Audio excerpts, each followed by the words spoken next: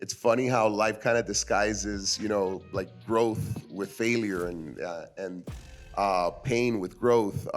So to see Miami be in a position where they're the second or third ranked team and playing a big rivalry game against Florida State, and they're also ranked, I think it's just an additional platform for to show the world, hey, we're back and we're here.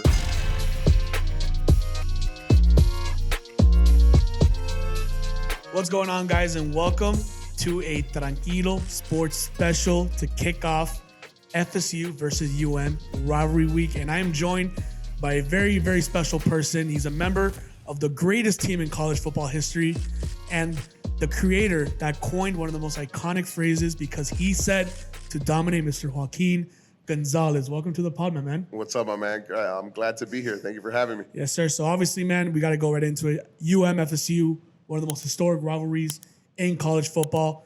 We know how it feels as a fans, but you're a player. You lived through it in one of the most iconic times in Miami Hurricane history.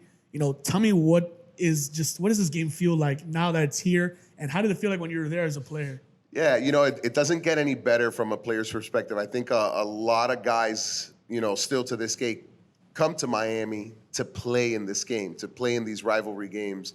You obviously have Notre Dame, you have UF, but Florida State, there's a significance to it because there's a lot of history, year in, year out. We've always played each other. Now that we're in the ACC, we see each other every year. And the greatest thing about this game is that most of the guys that are on the field all either played in high school together or played against each other in high school. So it's kind of like a coming together of these guys that haven't seen each other since high school that really don't like each other on the field.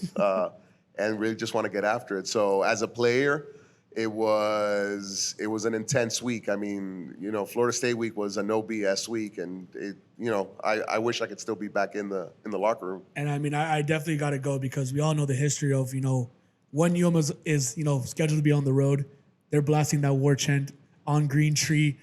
On repeat, how does that? You gotta take me into that, man. 100%. I mean, crazy. As soon as we were done, I don't even remember who we played. I'll go back to the first year when I was here when we beat them.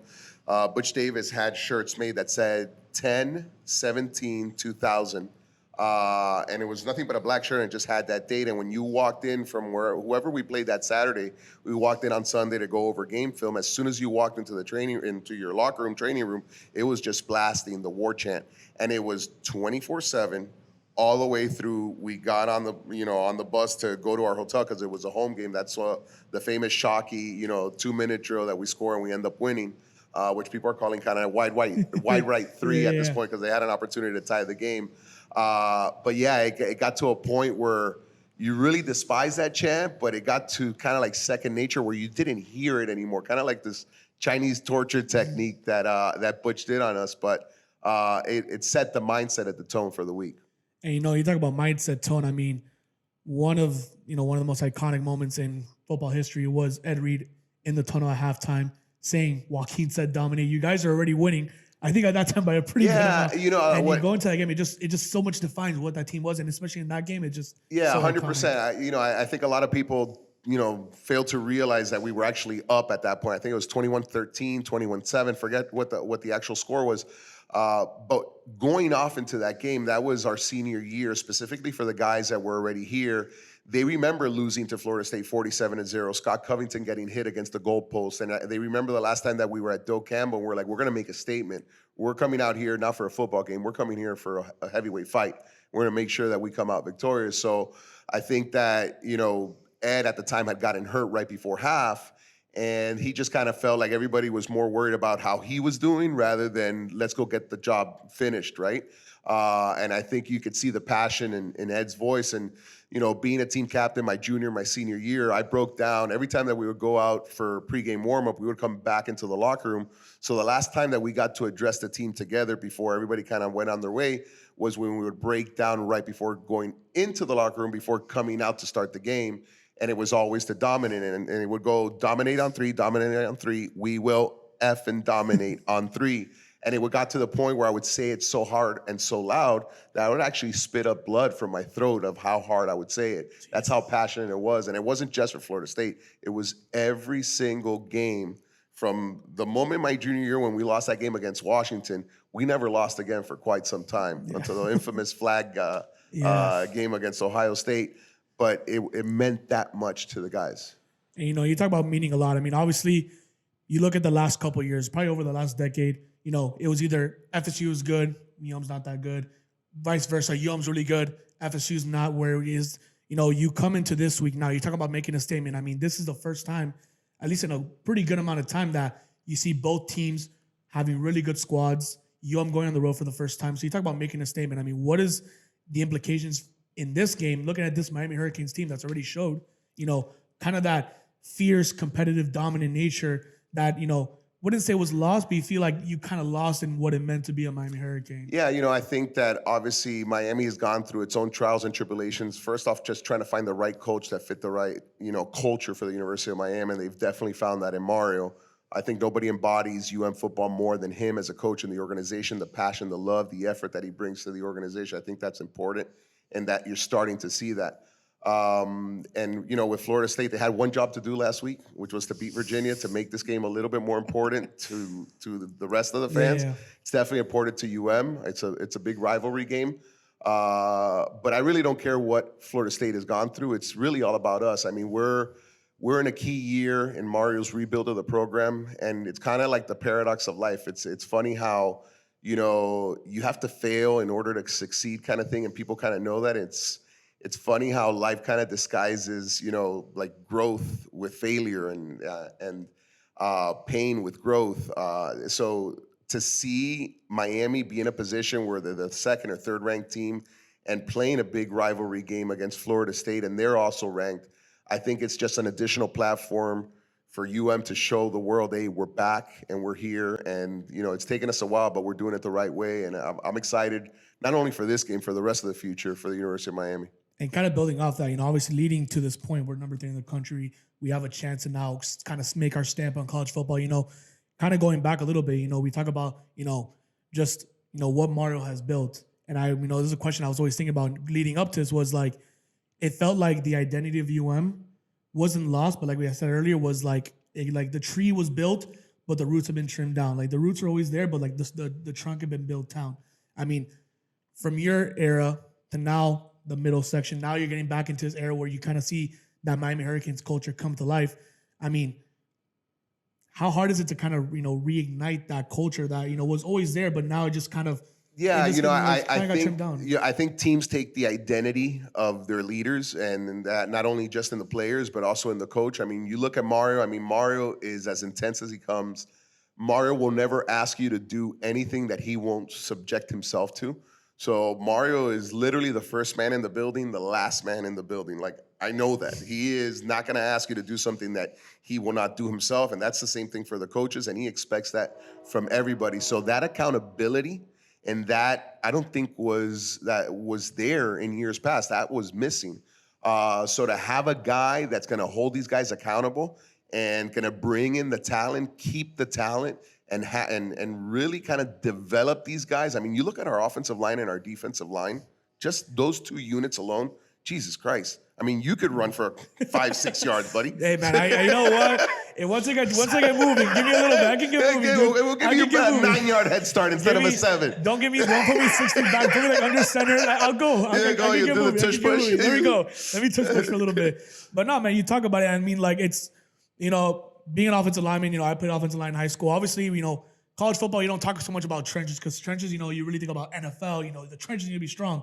But it's such, a key identity of this team that we're winning through the trenches. We're not winning by flash and all this. It's through the trenches, bully ball. I mean, how do you think that points to like the identity that Mario's built? That's like, well, it's not gonna be sexy, but it's gonna be down. Well, 100%, and that doesn't mean that we don't have the tools to be able to be sexy. We do. We have a lot of talented players on the perimeter. We don't need to. But that's what I'm saying. And if you could control the game and control the line of scrimmage, I think that's where it starts, right? Keep your quarterback clean. Make sure you could get after the quarterback. Make the quarterback make quicker decisions that he has to. Kind of put him out in space and let your coverage guys, fulfill their coverage and get into their zones and make the right reads. I think that that is a recipe that has always won at football. That's not something new. Now, you could create and be innovative with your offense, be innovative with your defense, and it's only a matter of time before it gets kind of like figured out. Like, look at the Dolphins. You know, McDaniels looks really smart first couple of years. People figure out his offense, and then all of a sudden now, you know, people kind of see his tendencies or whatnot. But if you have a good offensive line and a good defensive line, you're going to give yourself an opportunity to win games. Don't turn the ball over. You're going to give yourself opportunity. Don't commit, less penalties than the other team. You're going to give. So all of those little intrinsic things in football, when you really break down the game, you don't have to be bigger than the other guy. You don't have to be stronger than the other guy. You just got to play better and be smarter and take advantage of the opportunities. And what Mario has done by building this team is making sure that we win the line of scrimmage.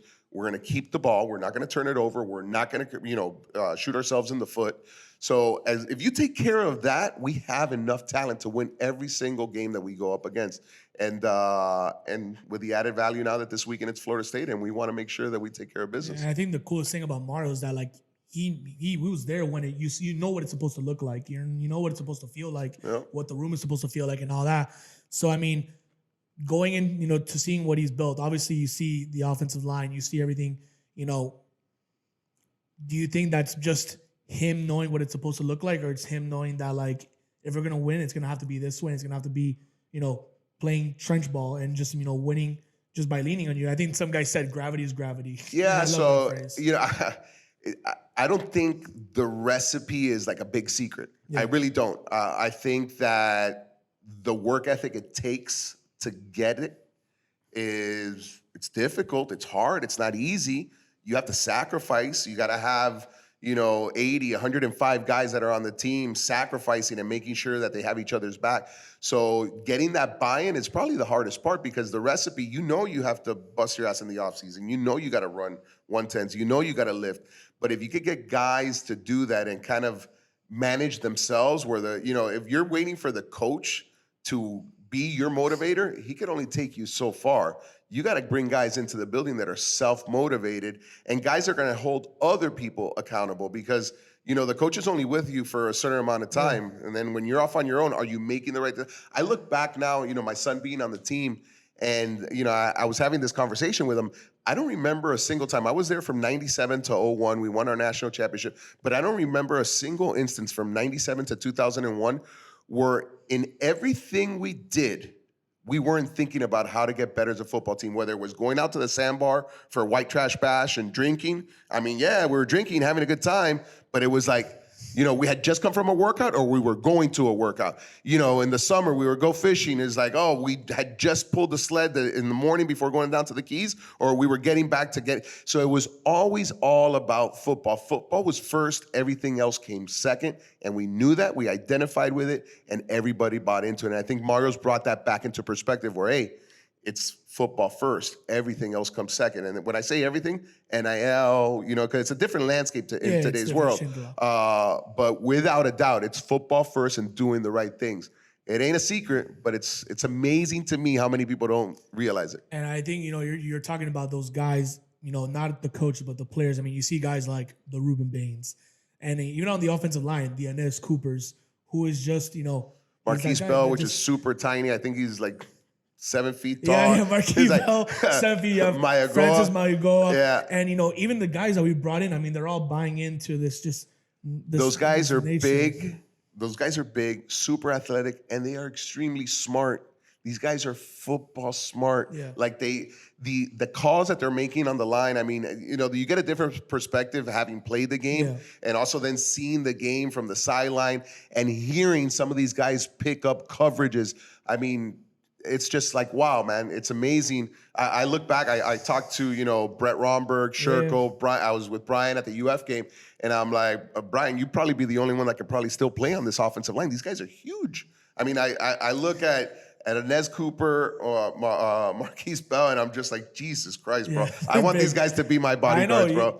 And they're smart as hell, and these guys are committed, and that's why they are going to be successful. And that doesn't mean that they're going to – it's not going to be an easy game every weekend. It's not – football's not supposed to be that way, right? But you're going to have an opportunity to win every single game. That is without a doubt. I know that the University of Miami has worked itself to be in that situation. Now it comes down to execution. Yeah, and then you talk about execution. I mean, going into this game, we know what FSU, they have the Gus Malzahn offense. They can put up points. Obviously, we saw that against Virginia Tech. They're able to put up points. We're able to take care of defense. Going into this game, what you've seen from UM so far, what do you think are the areas that we need to attack to really, give ourselves the chance to just, take over in this game? I just think we need to keep their quarterback in the pocket. Spy the quarterback. If you ask me, I'm like, make sure that, Tony Castellanos doesn't beat you with his legs. Keep him in the pocket. Make him throw the ball. I think we want to see that. I think we keep him in the pocket. Offensive line and defensive line, I mean, there's a lot of stuff being said online in terms of there is absolutely nothing other than the fact that, maybe both offensive lines and both defensive lines put on their shoes the same exact way. That's probably the only thing where they're similar.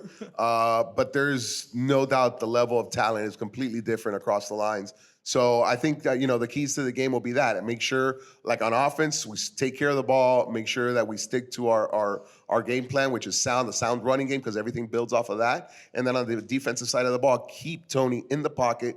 Make sure you sack him in the pocket. Don't let him run around and create space that way.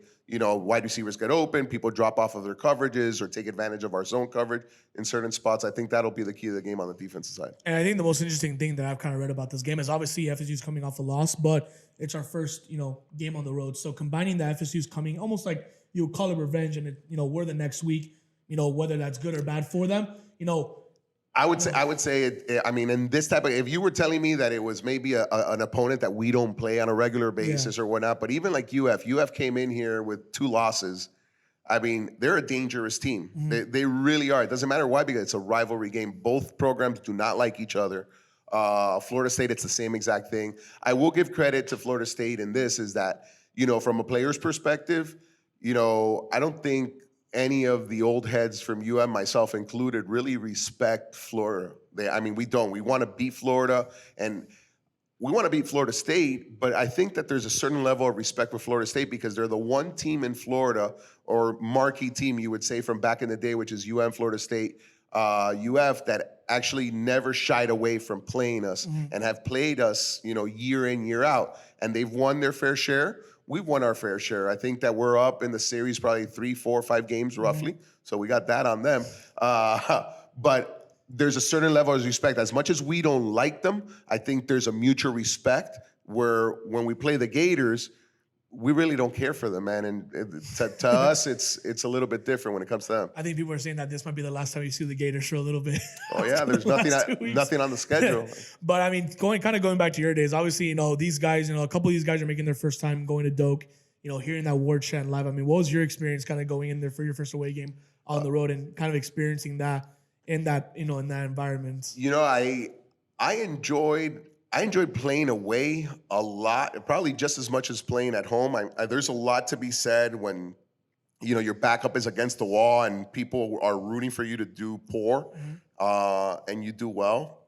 I think a lot of guys get off on that. I think in today's day and age, the noise factor, I mean, it could be new for certain kids that maybe played in small markets or whatnot, but most of these guys have played in big games. You've played Notre Dame this year. You played UF. That environment is crazy. Maybe the offense, obviously, will have to go into their silent counts, which is nothing new in football. But other than that, I think you kind of like, as a former player, you thrive in that environment. You really do. There's nothing better than hitting a 12-play drive, soaking up 8-9 minutes of the clock, and scoring a touchdown when everybody and their mother is rooting against you. There's nothing better. I mean, talk about my last year at UM, my senior year, we opened up at Penn State in front of they had just remodeled the stadium and they got 107,000 fans. Like one of those whiteout games, and it was 107,000 fans. We maybe flew in probably 10, 15,000 UM fans. So it was completely lopsided. Yeah, that was and after the first quarter, it was all those guys wanted to go eat chocolate at Hershey's, bro. Because we put a whooping on them. I mean, do you think that's kind of a myth? Just that whole idea of a lot of these guys go to away games and get fouls, but we see a good team going against a good team in one of those loud environments. Do you think that those good teams are just yeah, we're okay with this? I'm not. Yeah, absolutely. I think it adds to the game, and all these kids that get recruited and want to play at these big programs, they want to play in games like this. These are highlight games. You have the whole nation watching. It's not just your local market. It's not just the local market of the team that you're playing. No, you have people that don't follow and don't follow Florida State that are going to be sitting at a bar somewhere, and it's going to be the marquee matchup that's going to be played. And these are where kind of like names get made, These are where the primetime show up. These are where the Michael Irvin show up. These are where big names make these big plays, and all of a sudden they become a household name. So to have that platform, I think you'd be a fool to shy away from it. You kind of look forward to those games. And I mean, there's nothing better than college football, even with the NIL and everything that's happened. I think the game is changing. But those environments are, man, I wish we had that type of environment every single weekend, whether it was here at Hard Rock. And man, the fans have showed out. I mean, the USF game, which is not a really, a very highlight key game, I think it was really packed. It was nice. Obviously, UF and Notre Dame, we really brought it. But if we could keep that up, it does provide a lot of energy, good and bad. When I say good and bad, it's like against you and for you. When you're away and you hear that noise, it amps you up, brother, without a doubt. I think, what was it, 2 years ago, was it, that we played in Texas A&M, and I went to the game, and I was like, wow, dude, that place was like, those kind of games, like, people are, I think someone else with it, like, dude, like, I'm kind of scared right now, bro. This is odd. Like, dude, I can imagine what's like being on the field and hearing all these people, and then you have the sweetness, like, okay, like, shut up now. And that was like kind of when we went to UF last year. Like, they had that whole thing, the whole thing. Well, I think you go into these games, you go out for the first drive, and it's crazy, but you kind of settle into this, like, there'll be peaks and valleys on a long third down, a crucial moment, but you kind of get used to that noise, and you get used to seeing the silent count and hearing what you're looking for, and being able to communicate, which is an important part in today's offense. Offenses are they're simple, but they're complex in their calling. What I mean by simple is it's very basic. We're running inside zone or outside zone, but how we block it really depends on how the defense kind of lines up. And with all of the scheming going on, if you're the right guard and I'm the right tackle, we may be doing, a power from the 3 technique up to the backside linebacker, and all of a sudden, just because of a shift, now all of a sudden, I got to tell you, you're on your own on the 3 technique. I'm going to help the tight end with this defensive end, and then I'm going to go to the outside linebacker rather than you. So having that communication in a loud environment is key. Sign language, being able to talk, having played with each other for a while, having keys and things like that help. But those are the keys to the game and being able to have a successful outcome when you're in a loud environment. And I think, like, going off that, I think a lot of people, another thing that people are starting to notice now, I think most more in the UF game was, like, everyone talks about the O-line, but our receivers are out there blocking the hell out of people, man. And just, again, talking to the culture, I mean, to have receivers out there, like, blocking, and not just blocking, finishing blocks, finishing through people. I mean, it talks so much about this culture. Kevin Beard, wide receiver coach for UM. I mean, he was an unbelievable receiver, probably a little bit overshadowed by some of the bigger names.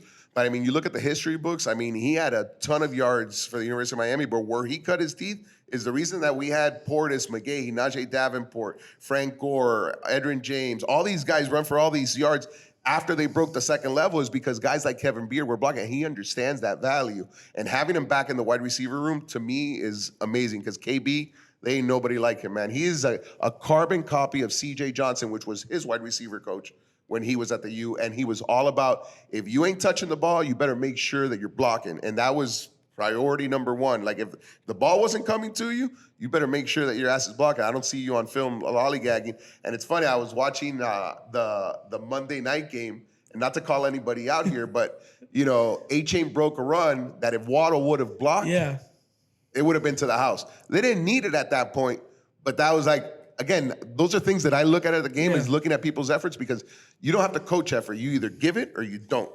And that's a big thing for Mario, right? Is like, are you giving that effort?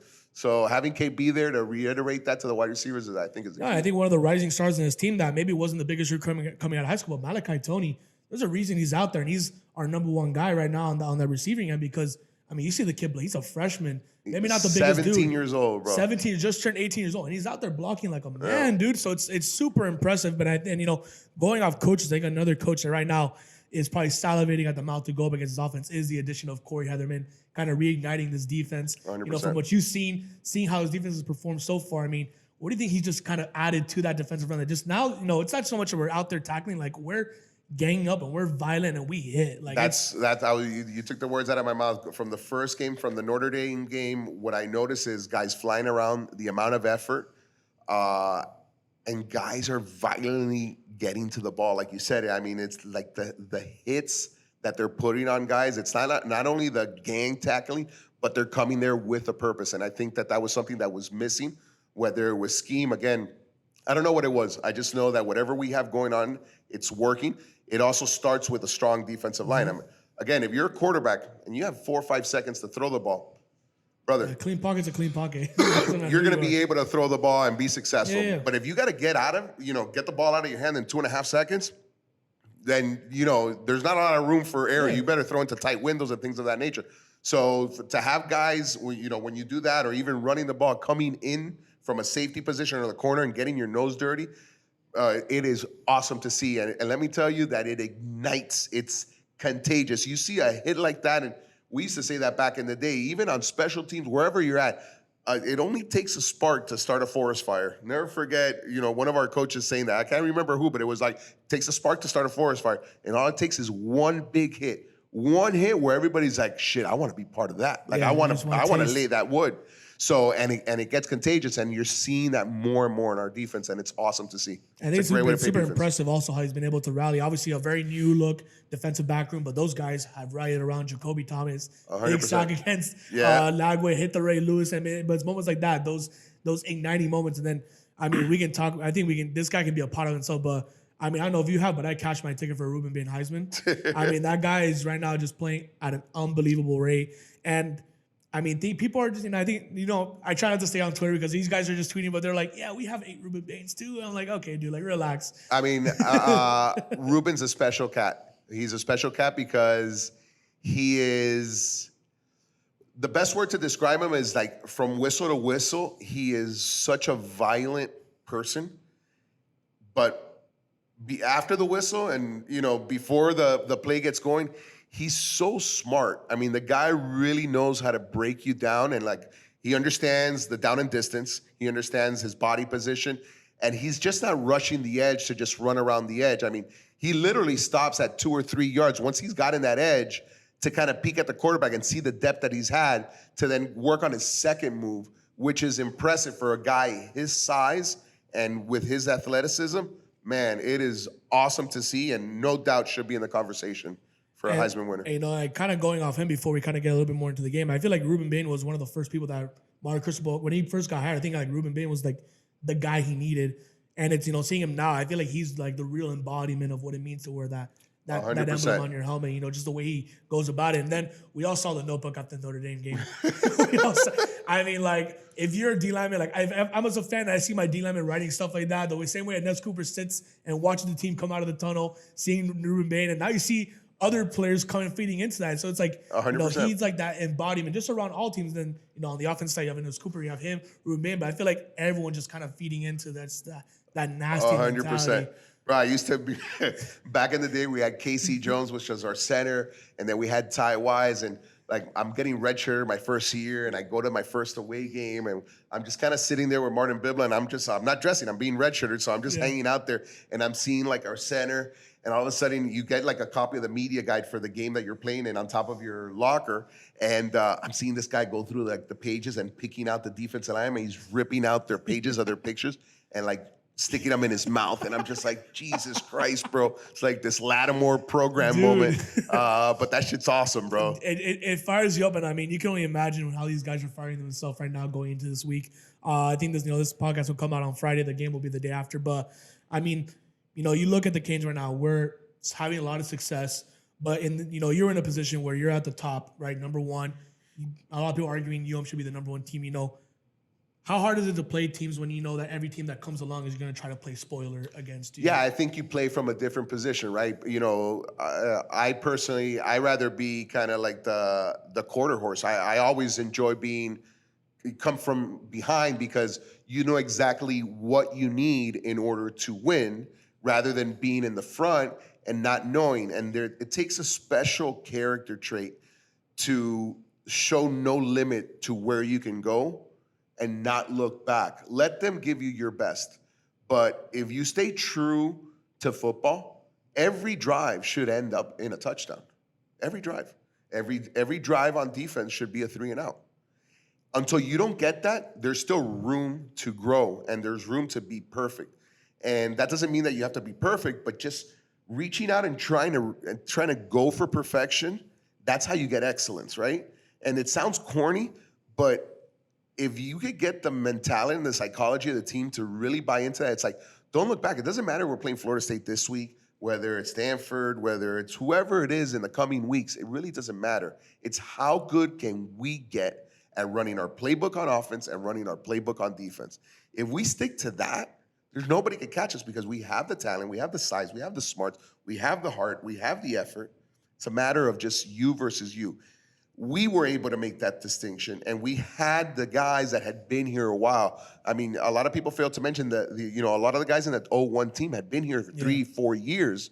You had guys that had a ton of talent that were backups, Antrell Rowe, Sean Taylor, you name it. On and on the list of guys that were just riding the pine because there was guys that had the experience, and there were guys that I'll never forget getting up, at Washington my senior year, and we were winning that game like 35-0.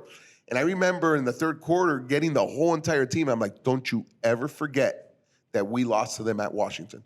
Don't you ever forget that cost us a national championship. You go out there, I don't care if it's the second, third, fourth, fifth string, you score every single drive because that's what we are built for. And that's the same mentality that Miami needs to have, not only for this game, for the rest of the season. And I'm telling you, we're going to look back on the season and go, man, we really did something special.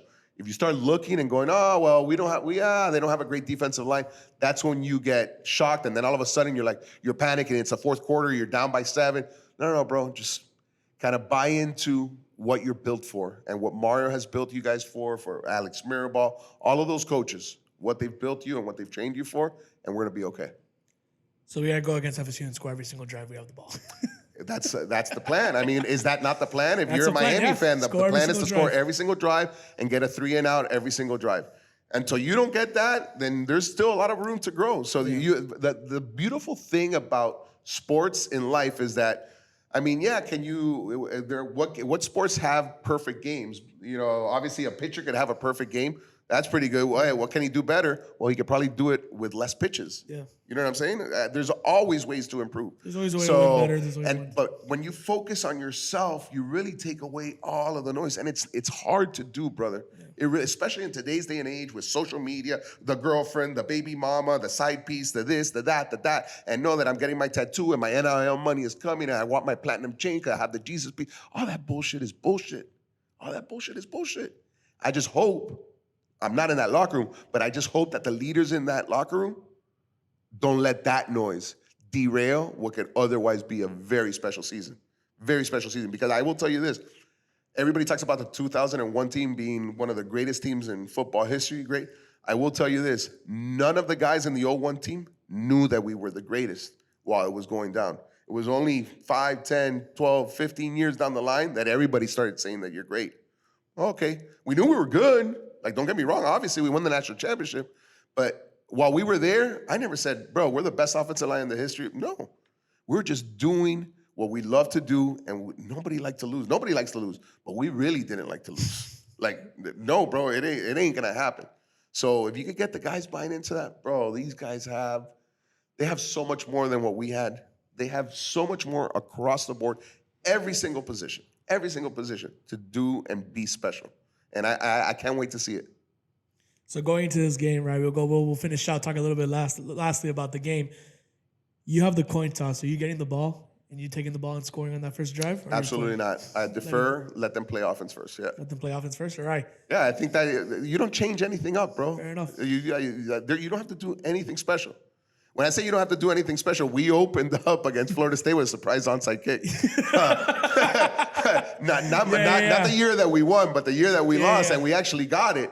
But no, I think you stick to your game plan, bro. I think that we don't have to do anything special. We have the goods, bro. Why expose yourself to, why are you going to do something that you never do? Go out there and play your game. Just go out there and play football, bro. Play football, play your game. Yeah. Well, I want to finish off with a couple last, rapid fire, but we'll end up with a couple more questions. So going to this game, who do you think is the player that, the Hurricanes are going to lean on the most in this game to really kind of lead us in the direction to the W? Well, I expect, both Marty and Fletch to have a good run game. I expect, Beck to have a nice passing game built out for Florida State. I know the O-line and D-line are going to do great. I'm looking forward to seeing our secondary get some picks on this game because I think if we keep, like I told you, keeping Tony in the pocket, I think it'll force him to throw. And I'm excited to see, our coverage, what it could do. All right, and then what is your score prediction for this game? My score prediction for this game, I'm going to say 42-10. All right, 42-10. You hear that? And then what was your favorite memory of this rivalry? Whether it's when you played in it, whether it's something you watched, what is your favorite memory from this rivalry between UM and FSU? Favorite memory... favorite memory would probably, man, there's so many because it's such a nobody's really ever asked me that question, but I've kind of heard it back and forth. I'd probably say my favorite memory would be Freddie Capshaw, our punter, which is probably about 130, 140 pounds, soaking wet at the time. Had a muff snap in a field goal, and he ends up picking up, doing a whole 180 and running to the corner of the end zone and scoring a touchdown. And mind you, I'm a tight end on field goal at the point. I'm not playing right tackle. I'm the tight end, and when I hear fire, fire, fire, I'm supposed to go out for a pass. And, you have a set route that you run when you hear fire, right? And so I'm there, I do my thing, and I hear fire, fire. I'm like, oh, fat boy's gonna score a touchdown. So I do like a 7-yard post, and I'm like, you see the film, and I'm there, I'm open. Yeah, I'm open. I'm like, not knowing whether if I'm open or not, but I see him, he's gonna run it. And I turn around to then start blocking for him, and I'm like, he runs in and then going to pick that freaking Wyoming, Montana, that Wyoming boy up, because that's where he was from. And he goes to me, he goes, touchdown. I saw you open, but I was going to run it in. I probably would have dropped it, bro. He's like, I need to run it in. I didn't trust you enough. I probably would have dropped it, bro. Wow, that's good, bro. That's amazing. And that was at Doak Campbell, so that was awesome. Yeah, and that was at Doak. Yeah. And then this one would be, who's one player from your team that you would put on this team right now? Who's one player you think if you can go back in time, bring over to this team right now, you'd bring them and suit them up? Oof. For this game or just for the season? Just the season. This season? Roster right now, who's one player you'll bring over from your 01 team? From my 01 team, or can I pick a 2000 guy? Yeah, you can pick any time for anyone from your era. Dan Morgan? Yeah. Fucking lay the wood, bro. Yeah. Did he? Yeah, bro. White boy can lay that wood, bro. What position did he play again? He was a linebacker. He was a linebacker. That's right. Yeah. And he got himself a pick right. The game that we won in 2000, which was a Shockey game, right before the half, Chris Winkie was about to score, and he got that pick. Yeah. But did he win the Buckus or no?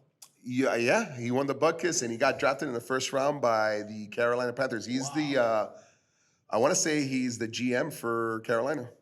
That's awesome. Yeah. So Dan Morgan, that's something you'll bring over. Nobody would expect that name. Everybody, everybody throw Ed Reed, Clinton Portis, all these guys. I'd bring Dan Morgan. Morgan. The reason I would bring Dan Morgan is you asked me one of the toughest guys that I ever played with. Dan Morgan lays that wood, bro. That was that dude. He got a hard head, bro. You better come with it if you're gonna block him. Sick, dude. Bueno, listen, man. I'm super appreciative of you coming on, man. I appreciate you talking a little bit of ball, talking a little bit of history, man. Hopefully we go out there and take care of history, and we'll get you back on later down in the season as we go into the playoffs. But before anything, I also want to, give a shout out to your company, Cosmo Tires, a proud sponsor of our podcast. We wouldn't do it without you guys. So you want to tag them a little bit, let people know where they can find Cosmo. Yeah, absolutely. I mean, again, Cosmo Tires family's been in the business since 1942, man. So yeah, this is our brand, and a lot of love, a lot of passion, do a lot of research to make sure that we're bringing value products. And it's more than just a tire brand. It's a lifestyle brand. So we have all these cool things that, we give a lot of it away at some of our activations, but you could, go visit us at the Cool Cat shop and get buckets, hats, this EyeOfTheTiger hat. Yeah, we're geared up right now. Exactly. Right, there's some really cool gear there. And again, whether you get it at one of the activations or not, if you post us and tag us online, you get to be part of the EyeOfTheTiger, and we give out free merch and free money that you could use on the Cool Cat shop every month. So make sure to tag us and put Absolutely. Eye of the Tiger. Absolutely. Well, listen, man, again, thank you so much. I appreciate it. And let's go dominate. Go That's it. Canes, baby. Go Canes. Let's do it. Appreciate you, brother. Yes, sir.